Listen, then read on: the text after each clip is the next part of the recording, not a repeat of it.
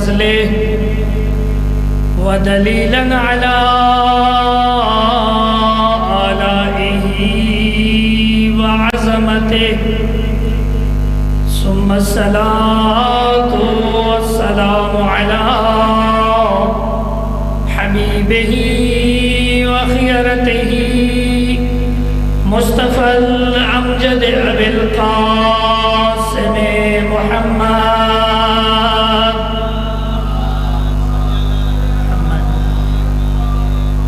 وعلى آله الطيبين الطاهرين المعصومين المظلومين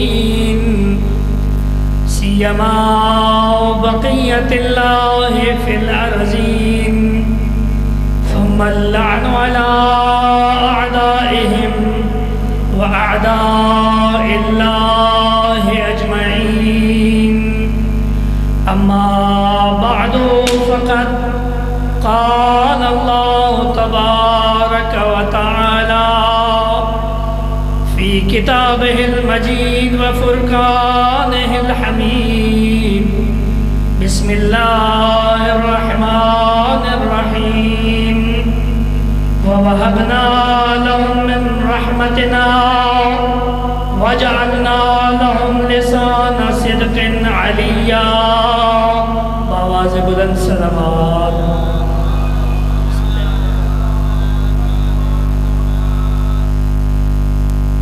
اپنے آپ کو چند لمحوں کے لیے والی خراسان کی زری کے سامنے محسوس کیجئے۔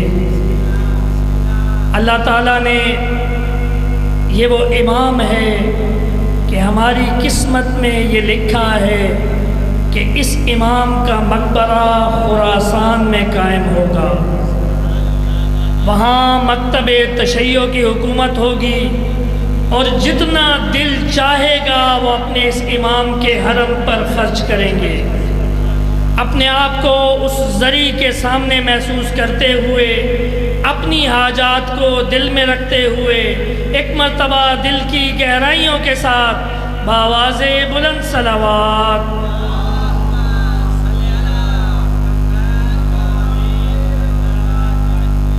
آج شب جمعہ ہے، شب مغفرت ہے، اور رات مغفرت کی ہے، دن امام رضا کا ہے۔ اور تاریخی کتب کا آپ اگر مطالعہ کیجئے تو 148 ہجری 11 ذی-القعدہ کو جب امام کی ولادت ہوئی تو اس روز بھی جمعرات کا دن تھا۔ اتنے سالوں کے بعد آج اتفاق یہ ہے کہ آج بھی شب جمعہ ہے، اور حضرت عروہ، حضرت تکتم، حضرت سمانہ کہیے، ان کی گود مبارک میں رضا جیسا امام آیا ہے۔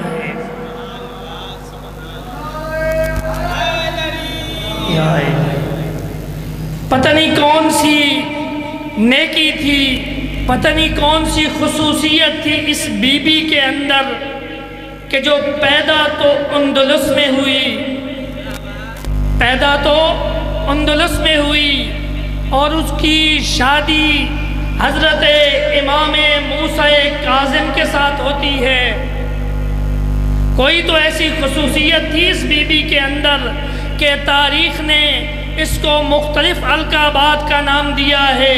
کوئی تکتم کہتا ہے، کوئی عروہ کہتا ہے، کوئی سمانہ کہتا ہے، لیکن جب اس کی گودی میں رضا آ گیا، سب نے اس بی بی کو طاہرہ کہنا شروع کر دیا۔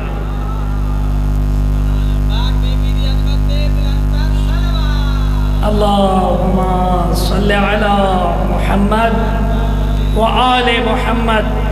تاریخ گواہ ہے کہ جب حضرت امام رضا کی ولادت ہوئی نا، اور وہ اپنی والدہ کی اس مبارک گودی میں تشریف لائے، اور وہ والدہ گرامی نے اس بچے کو لیا اور والد گرامی کی خدمت میں لے گئیں، اور فرمایا کہ یا والدہ ھذا الابن، اے اس نو مولود کے والد، آپ اس کے دائیں کان میں اذان دیجئے، بائیں کان میں اقامت دیجئے۔ سب بچوں کے بارے میں حکم ہے، کوئی نئی بات نہیں کہ امام کے کانوں میں بھی اذان کی آواز دی جائے، لیکن حیران کن بات یہ ہے کہ جب والد نے امام رضا علیہ السلام کو اپنی گود میں لیا اور اپنے بازو پر سلا کر اذان دینا شروع کی، امام ایک جملہ کہتے تھے، وہ نومولود اگلا جملہ بھی بیان کر دیتا تھا۔ امام فرماتے ہیں اللہ اکبر، نومولود کہتا ہے 2 مرتبہ اللہ اکبر اللہ اکبر۔ اس کے بعد امام پھر فرماتے ہیں اللہ اکبر، نومولود جواب میں اللہ اکبر کہتا ہے۔ ابھی امام اشہد اللہ کہتے ہیں اور وہ نومولود کہتے ہیں اشہد اللہ الہ الا اللہ۔ یہ وہ عظمتیں ہیں ہمارے امام کی۔ میں اکثر اپنی مجالس عزا میں یہ کہا کرتا ہوں، اے شیعو اپنا سر اٹھا کے جیا کرو، اپنا سر اٹھا کے جیا کرو۔ کیوں؟ اکثر ہم دیکھتے ہیں کہ مختلف سرکاری آفیسز کے اندر ہمارے نوجوان جو جاب کرتے ہیں، جب شیعہ کی نماز کا وقت ہوتا ہے تو وہ چھپ چھپ کر نماز ادا کرتے ہیں۔ نانا اے میرا شیعہ، تو جہاں بھی کھڑا ہو سر اٹھا کے جیا کر۔ کیوں؟ تو کسی ایسی ہستی کو نہیں مانتا کہ تجھے سر جھکانا پڑے، تو رضا کا ماننے والا ہے جس سے خدا بھی راضی ہے، جس سے پنجتن بھی راضی ہے۔ یا علی آئے ہیں جب اذان بھی ہو گئی، اقامت بھی ہو گئی، اس کے بعد مرحلہ آیا گھٹی دینے کا۔ گھٹی بھی پڑھتا چلوں، امام کو گھٹی دینے کا وقت آیا تو تاریخ کی کتب میں نے جب ورق گردانی کی کہ امام رضا علیہ السلام کو کس چیز کے ساتھ کھلا کر گھٹی دی گئی تو تاریخ میں لکھا ہے تھوڑی سی خاک شفا لی گئی، تھوڑا سا فرات کا پانی لیا گیا، اس کو آپس میں ملایا گیا، فرات کو خاک شفا میں ملا کر جب حضرت امام رضا کو دیا گیا تو میں اکثر یہ جملہ اس جشن کے حوالے سے پڑھا کرتا ہوں کہ جب اذان دی گئی تو رضا کو نمازی بنایا گیا، اور جب گھٹی میں خاک شفا اور فرات دی گئی تو غازی بنا دیا گیا۔ مل کے بآواز بلند صلوات پڑھیں۔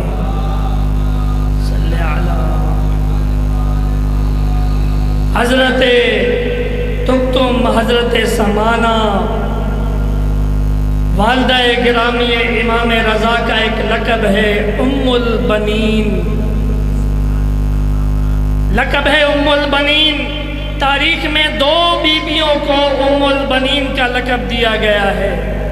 آپ جانتے ہیں پہلی بیوی ام البنین حضرت سرکار وفا عباس علمدار کی والدہ گرامی ام البنین۔ تاریخ میں اگر آپ عربی کی ڈکشنریوں کو اٹھائیں، لغت کو اٹھائیں تو ام البنین کا لقب اس بیوی کو دیا جاتا ہے جس کے کم از کم 3 بیٹے ہوں یا 3 سے زیادہ بیٹے ہوں۔ جس بیوی کے 3 بیٹے ہوں یا 3 سے زیادہ بیٹے ہوں اس بیوی کو ام البنین کا لقب دیا جاتا ہے۔ لیکن عجب ہے یہ بیوی والدہ گرامی حضرت امام رضا کہ جن کو لقب تو ام البنین کا ملا لیکن وہ والدہ صرف رضا کی ہیں، باقی بھی بھائی ہیں لیکن دوسری والدات سے ہیں، اپنی والدہ سے امام رضا ہی ہیں جو اپنی والدہ کی اولاد ہیں۔ تو یہاں پہ میں کہوں گا 3 بھائیوں کے ساتھ 3 بیٹے جن کر 3 بیٹے پیدا کر کے ام البنین ہونا اور ہے رضا کی ماں بن کر ام البنین ہونا اور ہے۔ مل کے باواز بلند صلوات پڑھیں۔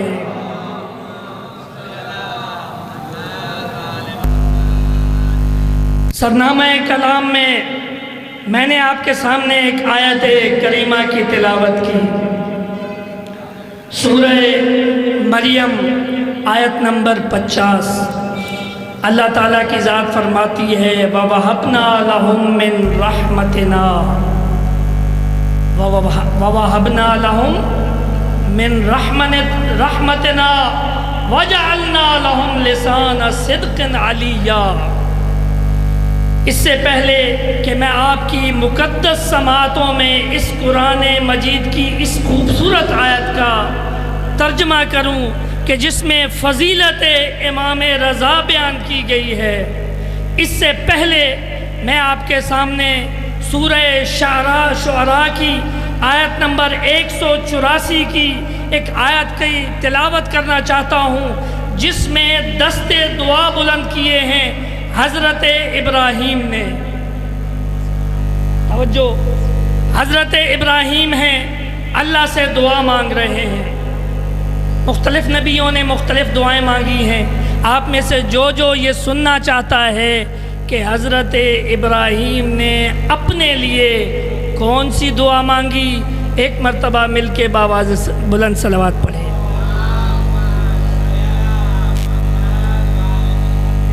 حضرت ابراہیم نے بڑی خوبصورت دعا مانگی، بار الہ وجعلنی لسان صدق فی الآخرین،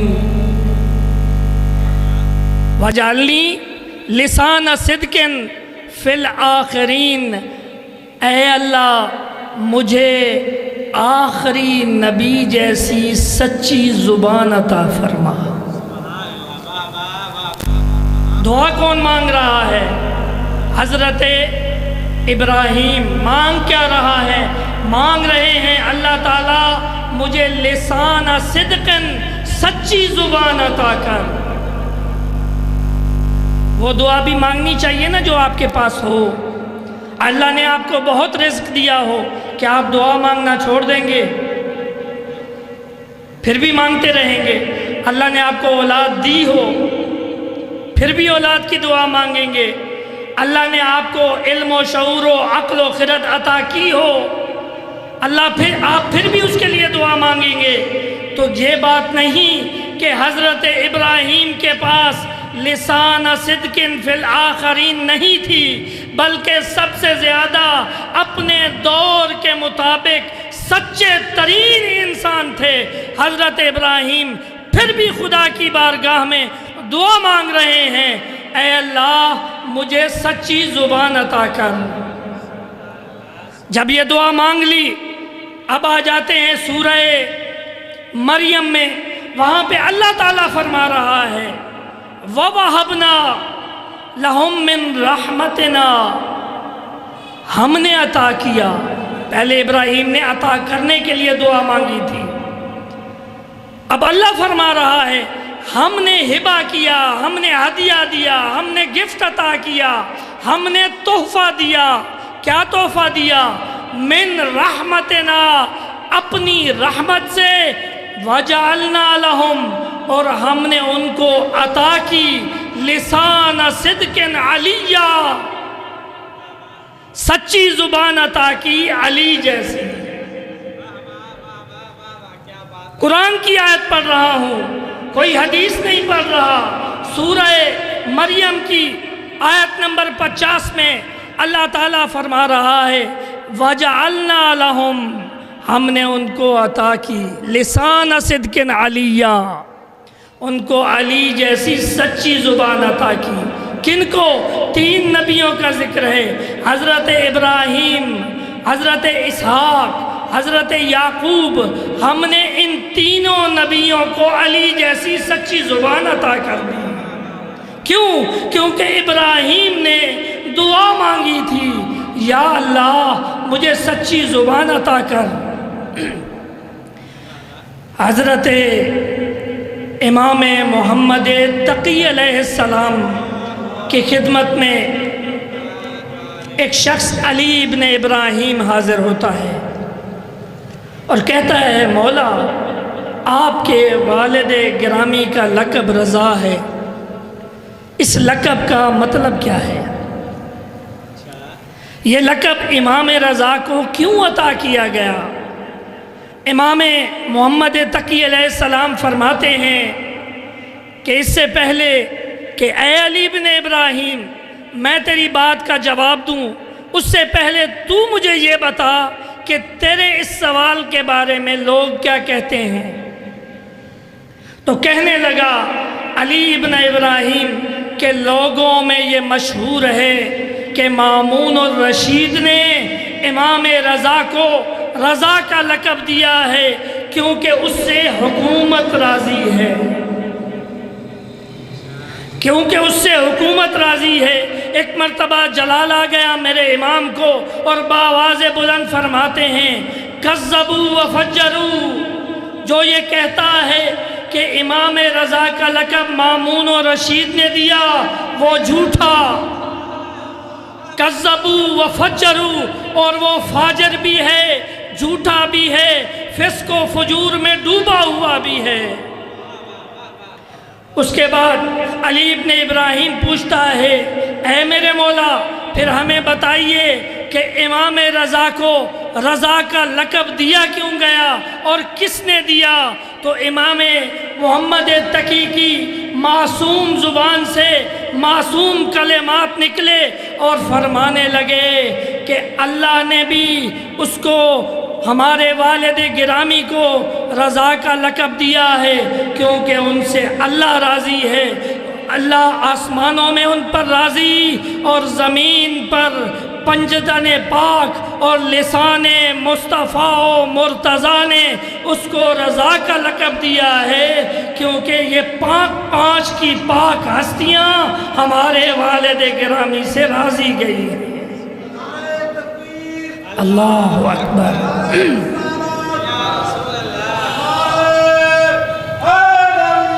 یا علی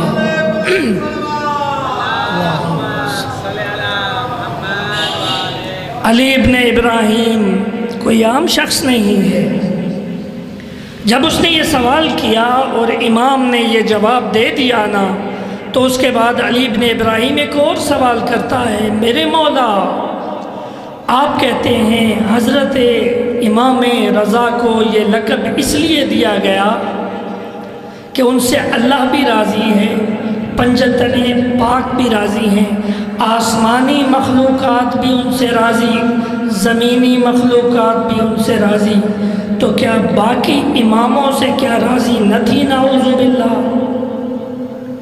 خاص طور پر اس امام کو رضا کا لقب کیوں دیا گیا؟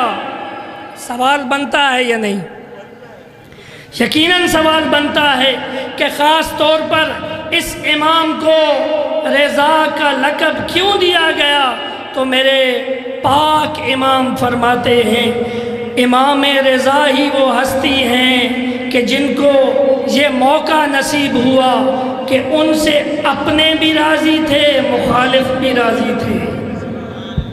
فرق یہ تھا کہ اپنے دل سے راضی تھے، امام کو دیکھتے تھے ان کی روح تازہ ہو جاتی تھی، امام کی زیارت کرتے تھے، ان کے بطن کی پاکیزگی گواہی دیتی تھی، ان کی ماں کی شرافت گواہی دیتی تھی کہ ہم امام کی زیارت کر رہے ہیں، ہمارا نور ولایت محمد و آل محمد سے منور دل خوش ہو رہا ہے۔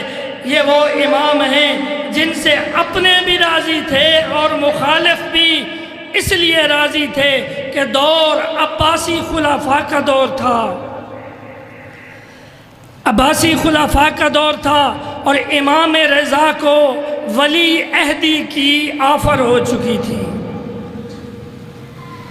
مامون الرشید نے امام رضا کو اپنے ولی عہد ہونے کا اعلان کر دیا تھا کہ امام رضا ہمارے ولی عہد ہیں، صرف اس لیے کہ وہ بادشاہ جو بھی ناپاک حرکتیں کرتے تھے اور جو لوگوں پر ظلم و ستم ڈھایا کرتے تھے، کیوں نہ میں امام کو وزارت دے دوں اور ان کے سائے تلے ہمارے گناہ چھپتے چلے جائیں۔ امام کی امامت کے 20 سال میں سے امام نے 17 سال مدینے میں گزارے، 3 سال طوس میں گزارے۔ لیکن آپ تاریخ کی کتب کا مطالعہ کریں تو امام کی زندگی کے 17 سالوں کا کہیں ذکر نہیں ملتا یا بہت کم ذکر ملتا ہے، لیکن جو 3 سال امام نے طوس و خراسان کے اندر گزارے ہیں ان کا سب سے زیادہ تذکرہ ملتا ہے۔ یہ بھی امام کے معجزات میں سے ایک معجزہ ہے کہ امام نے یہ امام کا طوس کی زمین پر قدم رکھنا دلیل تھا کہ یہاں پر شیعوں کی حکومت بنے گی، اور امام نے جب طوس کے اس موقع پر نیشاپور میں جب امام وارد ہوئے تو امام نے اپنی عماری کا پردہ ہٹایا تو تاریخ گواہ ہے کہ 400 کے قریب قلمدان منتظر تھے کہ فرزند زہرا کچھ بولے اور ہم اس کو تحریر میں لائیں۔ یہاں پہ ایک جملہ عطا کرتا چلوں، صلوات بر محمد یہاں پہ ایک جملہ عطا کرتا چلوں کہ ایک وقت تھا بانی شریعت محمد مصطفیٰ نے اپنی ساری زندگی دین کی ترویج میں جب گزار دی نا،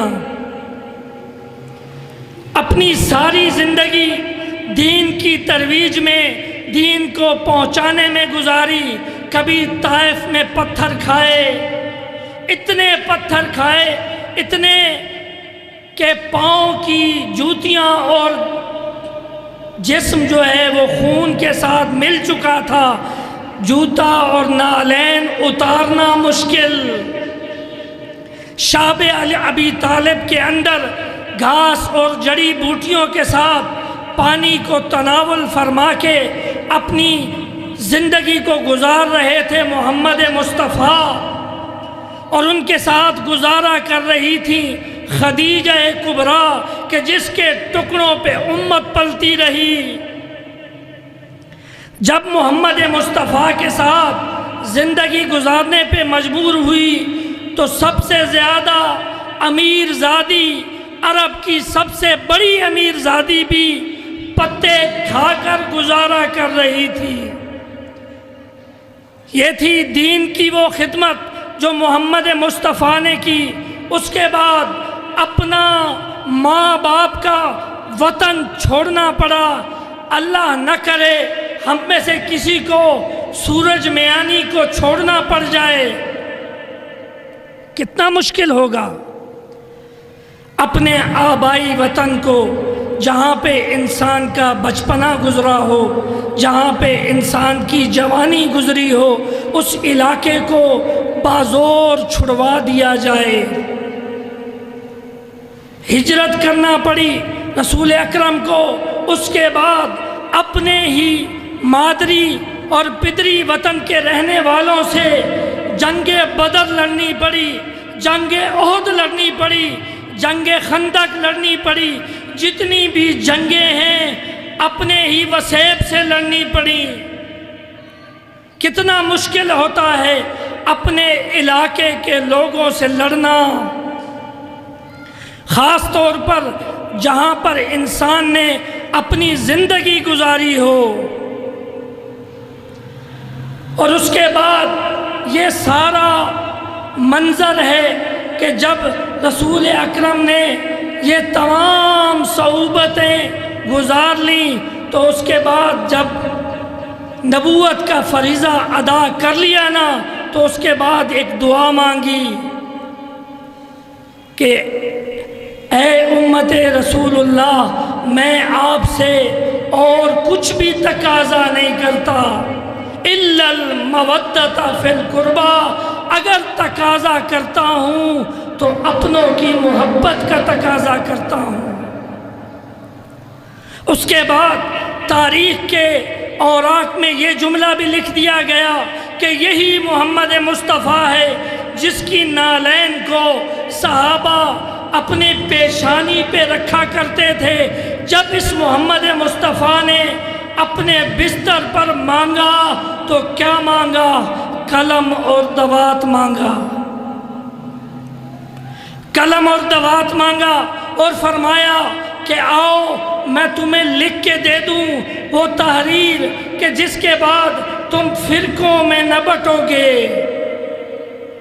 تم کبھی بھی تقسیم نہ ہوگے، کبھی بھی جھگڑا نہ کرو گے۔ لیکن سوال کرتا ہوں، کیا امت نے نبی کی حکم کو مانا یا نہ مانا؟ کیا قلم دوات عطا کی یا نہ کی؟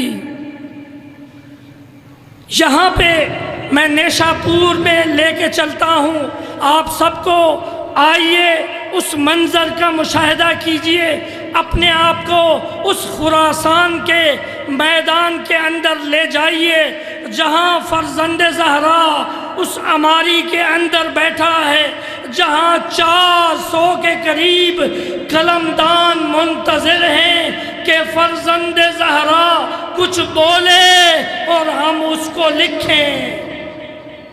ایک وقت ہے بانی شریعت قلم مانگ رہا ہے، امت دے نہیں رہی، یہاں فرزند زہرا بولنا چاہ رہا ہے اور ابھی بولا نہیں، امت منتظر ہے کہ بولے اور ہم کچھ لکھیں۔ یہ وہ معجزہ ہے جو حضرت امام رضا کو عطا ہوا ہے، امام محمد تقی صلوات بر محمد۔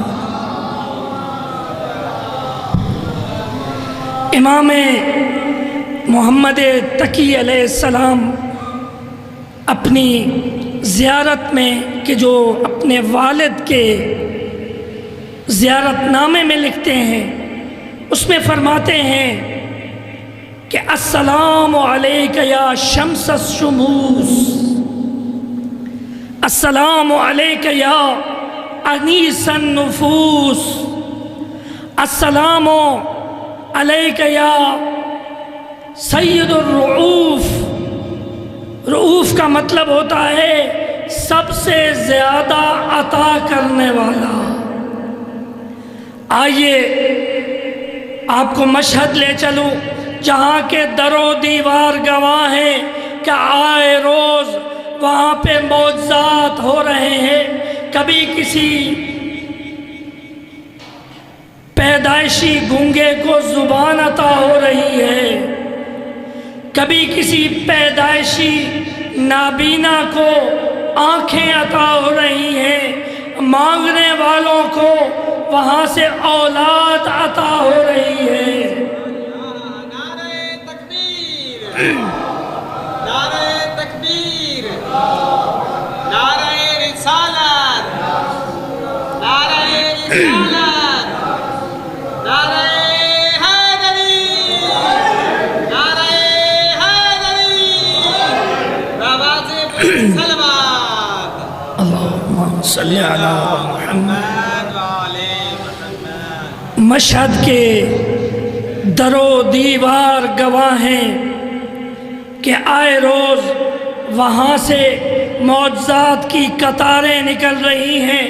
امام محمد تقی علیہ السلام فرماتے ہیں کہ جو میرے والد کی قبر مطہر کی زیارت کرے اور مجھ تقی کی جان کا واسطہ دے کر میرے والد گرامی سے کچھ مانگے، اگر اس کو عطا نہ ہو تو کہنا محمد تقی نے درست نہ کہا تھا۔ یہ کوئی چھوٹی بات نہیں کہ وقت کا امام یہ کہہ دے کہ میں جو بات کر رہا ہوں میری اس بات کو رد کر دینا اگر دعا قبول نہ ہو۔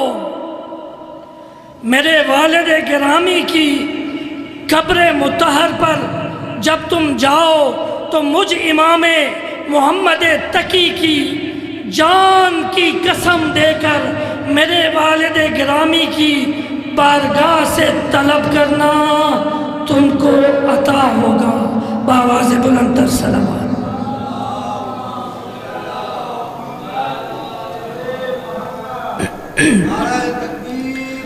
اللہ اکبر۔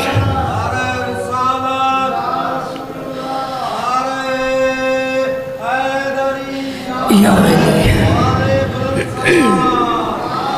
اللہم صلی علی محمد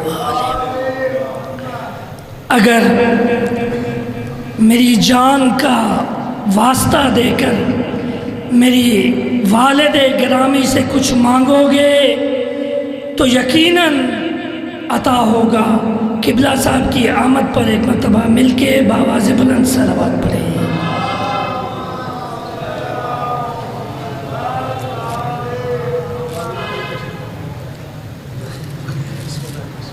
بس آخر میں دعا ہے، رب العزت ہماری اس قلیل سی عبادت کو اپنی بارگاہ میں قبول اور منظور فرمائے۔ جو حاجات لے کر آئے ہیں اللہ تعالیٰ آپ سب کی ان حاجات کو پورا فرمائے، اور اللہ تعالیٰ آپ سب کو آباد و شاد رکھے۔ آج کے عظیم دن کے صدقے میں جو دعائیں ہمارے ذمہ لگائی گئیں ان دعاؤں کو پورا فرمائے، ہمارے مرحومین کے درجات بلند فرمائے، شہدائے ملت جعفریہ کے درجات بلند فرمائے۔ اس امام بارگاہ کے جتنے بھی معاونین ہیں، جنہوں نے اپنے اپنے انداز میں تعاون کیا، ان سب کے مرحومین کے درجات کو بلند فرمائے۔ اپنی اپنی دعاؤں کی قبولیت کے لیے مل کے بآواز بلند صلوات۔